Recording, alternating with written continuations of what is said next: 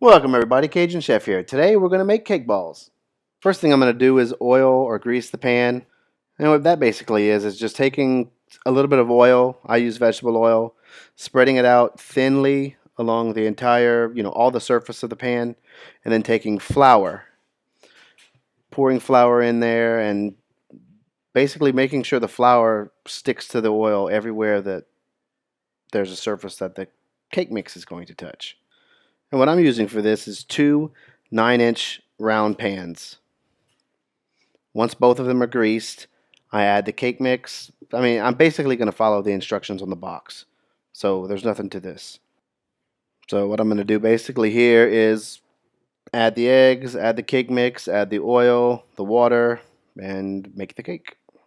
And what I use is a stand mixer. If you don't have a stand mixer, you can use a regular blender. I love the stand mixer, so if you're thinking about getting one, highly recommend it.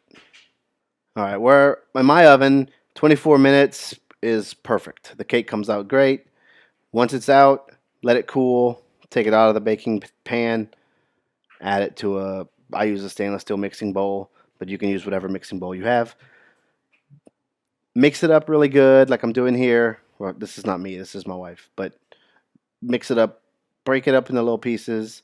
Next thing you're going to do once it's completely broken up and there's no more big chunky pieces is to add the frosting.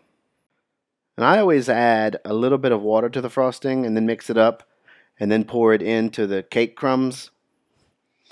Once you have it all added to the cake crumbs and you stir it up really good, you're going to know whenever you're done because it's going to look like a pile of mush, which is exactly what we're going for. So basically, if it looks like a big pile of slop, you're doing it right. Definitely on the right track. I do have to apologize. I screwed up the videos, so I couldn't use them for some reason, so I added up basically what I did here. So 1 pack of almond bark, the entire pack, 1 tablespoon of vegetable shortening, then heat it up for about a minute. Once you heat it up for a minute, it won't be done. Take it out, check it, add it back in for about another 20 or 30 seconds at a time until it starts getting close, and then reduce that time. You don't want to burn the chocolate. You want it to look just like this. And we basically already did one, but on the next one I'm going to show you. You take a little bit of cake, make it into a ball. I like my cake balls a little on the smaller side, but you can make them as big as you want. Then take them and dump them in the white chocolate. I use the fork to cover them, so you can see here. I usually don't use that much cake mix, so just make a ball in your hands.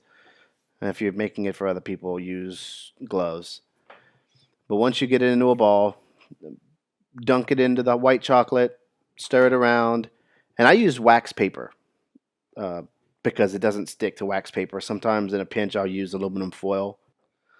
Now one thing is, if the chocolate starts to get hard on you, so if this almond bark starts going back to the stage where it was before you heated it up in the microwave, add a little bit of vegetable shortening, probably a teaspoon, heat it up in the microwave and stir it, and you'll be good to go again. So I stopped at 3 to take a picture. This is what it looks like when it's done. It's not the prettiest thing, but who cares because it tastes absolutely delicious. If you enjoyed this video, please subscribe to my channel. I really enjoy cooking for you guys, and hopefully you enjoy it as well. Thanks.